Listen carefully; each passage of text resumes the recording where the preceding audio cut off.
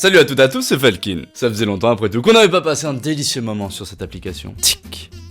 Yes. Mais plutôt que de juste passer notre temps à scroller sur des conneries que l'application pourra nous proposer, je me suis dit que ce serait l'occasion également de vous parler un peu de l'impact que peut avoir cette application sur l'industrie de la musique en général, au niveau de la promotion, au niveau de quel type de musique créer même, qui sont les artistes les plus populaires actuellement, enfin tout ça. Parce que ouais, si on creuse un peu, TikTok c'est pas juste une application à conneries, à challenge, à chorégraphie, c'est un outil de promotion de malade mental, et super novateur dans sa façon de gérer le truc, et qui reste aussi clairement un grand mystère pour beaucoup de personnes. Quand tu vois ce genre de TikTok, tu te demandes pourquoi.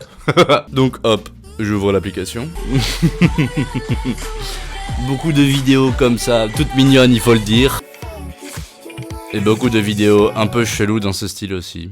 Mais en attendant, le son qui est utilisé, eh ben tu sais quoi, c'est un bon exemple justement. Là, la musique de fond de cette vidéo de skincare, je ne sais quoi, merci TikTok pour cette recommandation délicieuse. C'est Say So de Doja Cat. Et ça justement, Doja Cat, bah, c'est le genre d'artiste qui a complètement explosé grâce à TikTok. Enfin genre là, son morceau, il a été pris, il y a 20 millions de vidéos qui ont été faites avec sa musique, c'est un truc de malade quoi. Je vous propose qu'on les regarde pas tout ensemble, ça va peut-être faire un peu long hein.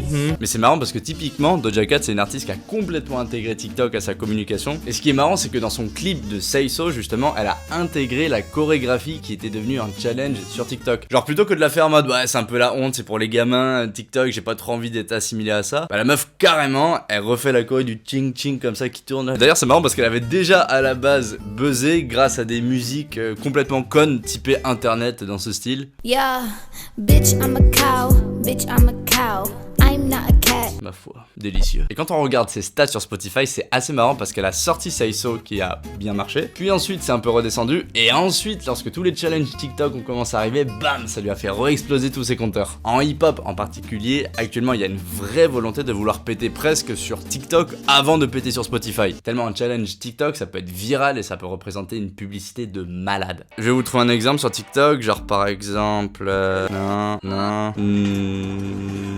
Non, c'est pas tout à fait ce que je cherche.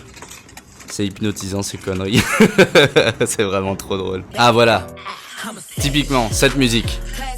Savage de Megan Thee Stallion. C'est un peu compliqué à dire son nom. Son morceau à la base, si on regarde sur TikTok, il est à plus de 20 millions d'utilisations. C'est monstrueux aussi. Donc en termes de vues, vous pouvez multiplier ça par, j'en sais rien, par 100 grand minimum, voire par 1000 même en vrai. Ce son sur TikTok, il a dû être entendu, ça se compte en milliards de fois maintenant par les gens, tu vois, c'est un truc de ouf. Et pourtant, si on check au niveau des streams sur Spotify, le morceau, il est à 95 millions de streams. Ça va, on va pas non plus pleurer, mais je pense qu'il y a une différence de malade entre le nombre de fois que les gens l'ont entendu sur TikTok et le nombre de fois qu'il a vraiment été écouté sur Spotify pour de vrai. Mais en attendant, ça lui a fait une promo de ouf. Et l'exemple récemment qu'on a eu de plus gros en termes d'utilisation de TikTok pour la com, bah, c'est Drake. Il a fait un morceau récemment qui s'appelle Tootsie Slide, qui a été repris au calme par des tout petits mecs comme Justin Bieber. Drake à la base, il a fait un son tout friendly, tout sympa à écouter. Un clip relativement viral où il fait le beau dans sa maison. Et y a de quoi, parce que sa maison c'est quand même un truc de malade. Et la musique ça paye à gros niveau, hein, ça y a pas à chier. Et par-dessus ça, une choré TikTok facilement reproductable,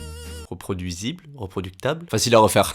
Combien de fois ça a été repris ce truc? Bon, 2,7 millions de vidéos sur le morceau. C'est 10 fois moins que les exemples qu'on a vus juste avant, mais c'est quand même énorme déjà quoi.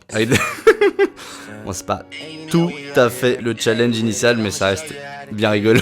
Mais le fait que Drake, méga rappeur qui a plus rien à prouver, ait fait ce challenge TikTok presque un peu gamin quoi, ça a fait grincer pas mal dedans parce que les gens trouvaient que ça faisait guignol. Mais bon, en attendant, le morceau il est sorti je crois le 1er mai. Et le son en lui-même plus le défi TikTok, le morceau il est quand même à 190 millions de streams sur Spotify en une semaine les gars, c'est monstrueux. Franchement c'est abusé de faire autant. Bon après du coup l'utilisation de ces musiques sur TikTok ça a parfois des aspects un peu casse-couilles. Autant certaines musiques se font mettre en avant de ouf comme on a pu voir juste avant, autant certaines parfois se font carrément voler et l'artiste a quasiment aucune reconnaissance ni mise en avant parce qu'en fait il est mentionné nulle part. Sur par exemple cette vidéo là, on re-entend que c'est Doja Cat, sauf que si on regarde le son original tout en bas de l'écran, on voit Samantha Long machin parce qu'en fait elle a fait son montage avec la musique dans son logiciel, elle a pas utilisé la musique sur TikTok. Du coup on sait pas que c'est Doja Cat qui a fait le son, et quand on regarde le nombre de vues, quand même 3,2 millions de vidéos qui ont été créées à partir de sons originaux original Samantha Long. Donc c'est 3,2 millions de vidéos qui n'ont pas été faites. C'est un dommage pour l'artiste parce que ça lui enlève beaucoup de promos. Et d'ailleurs c'est marrant parce que bon, en exemple similaire, si on peut dire clairement pas au niveau de la taille, il y a quoi, il y a 1 ou 2 mois, je sais plus, j'avais fait un remix de Gradure version hardstyle sur lesquels j'ai absolument aucun droit. Par contre ça y a pas à chier, c'est pas du tout un remix officiel donc je peux pas la mettre sur Spotify ou quoi. Mais ce qui est marrant par contre c'est que ça a été repris sur TikTok et attendez, franchement je vais vous le montrer. Sur ce genre de vidéo qui, bon, pas spécialement utile mais qu'importe. Ah mais c'est tout? Y a même pas le drop ou quoi? Ça sert vraiment à rien. Mais si on regarde sur le son original, voilà, il y a quand même eu 4240 vidéos qui ont été faites à partir de ce son, quoi. La vidéo originale c'était ça, une petite meuf qui doit danser dessus certainement. Ouais c'est ça. Mais du coup, comme elle a fait son montage une fois de plus à partir d'un son qu'elle a téléchargé, quand on va dans le son original, bah on voit juste Megan Lauryn et moi je suis mentionné nulle part quoi. Donc du coup, techniquement, niveau com, ça me sert absolument à rien. Après, dans mon cas, c'est pas très grave, comme je vous disais, j'ai pas les droits sur le remix, donc je peux pas me faire de thunes avec, je peux pas non plus faire grand chose. Mais c'était marrant parce que du coup, je pouvais sortir un exemple qui me concernait moi par rapport à ça. Enfin bon, voilà. Super conclusion sur ce sujet. Mais TikTok aussi ça permet un truc marrant, c'est de relancer des vieux artistes ou du moins des vieux morceaux de certains artistes. Genre par exemple, attendez, celle-là, voilà. Cannibal de Kesha. Konnichiwa.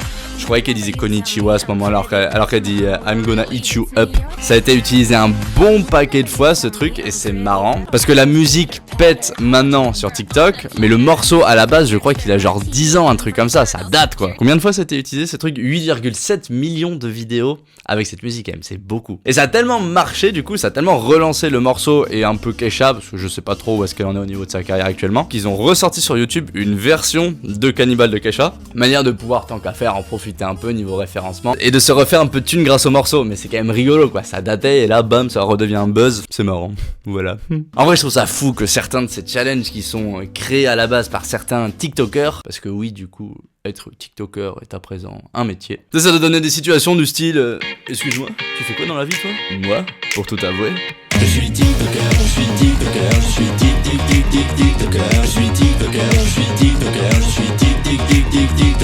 En vrai on rigole mais les TikTokers c'est vraiment les nouveaux influenceurs. Les mecs ils créent un challenge, TikTok devient viral et ils peuvent créer ou rebooster une carrière et représenter une quantité de thunes derrière, c'est un truc de ouf. Mais comme c'est un créneau qui est assez nouveau, on sait pas encore trop le quantifier ou le juger, du coup c'est ça qui est assez intéressant en fait. Genre maintenant ce qui se passe pour vous dire, par exemple on va aller sur le profil de Charli D'Amelio. Je dis ça sans savoir hein, mais autant ce morceau là, Mosh Pit de Baby Kim, ce qui s'est passé c'est que la maison d'édition de ce type a peut-être contacté Charli pour lui dire salut, on a un nouveau morceau qui est sorti, est-ce que tu pourrais utiliser cette musique dans un de tes TikTok, en faire une choré pour espérer que ça devienne viral. Et pour faire ça, on va te donner par exemple 20 000, 30 000 $. Je pense que ça peut aller vite en plus ce genre de somme à ce niveau d'influence parce que rien que cette vidéo elle a fait 20 millions de vues. Et la musique a été utilisée 7,9 000 fois. On est en dessous des stats des vidéos qu'on a vues mais ça reste déjà pas mal quoi. Donc il y a un nouveau business qui se crée autour de l'influence TikTok, enfin c'est fascinant quoi. Mais du coup je trouve que ça reste un peu bizarre ce décalage que ça va créer entre l'âge de Charli qui est juste 16 ans et la puissance qu'elle a sans le savoir en fait cette meuf. Genre le fait qu'en un challenge TikTok la meuf peut créer une carrière quoi. C'est un truc de malade. Mais voilà.